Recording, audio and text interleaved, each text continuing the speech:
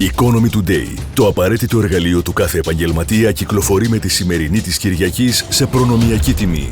Η μάχη του καλαθιού, η μεγάλη χαρτογράφηση του κυπριακού λιανεμπορίου, πώς οι εξαγορές αναδιαμόρφωσαν το χάρτη των υπεραγορών, τι αλλάζει με το e-καλάθι και την ψηφιακή μετάβαση και πώς ακρίβεια και πληθωριστικές τάσεις άλλαξαν τον τρόπο που ψωνίζουν τα κυπριακά νοικοκυριά. Μιλούν στο Economy Today οι μεγάλοι παίκτες της αγοράς και καταναλωτές, καταγράφοντας τις αλλαγές και τις προβλέψεις τους. Το πάζελ της στέγασης, τα ανοιχτά σχέδια του Υπουργείου Εσωτερικών, ο χρονικός ορίζοντας υλοποίησης και το μεγάλο στοίχημα αύξησης του οικιστικού αποθέματος. Το λάθος στοίχημα των αγορών. Επιστρέφουν τα σενάρια για αυξήσεις επιτοκίων, το λάθος στοίχημα των αγορών και γιατί Χρυσός και Ασήμι απομακρύνθηκαν από τα ιστορικά υψηλά τους.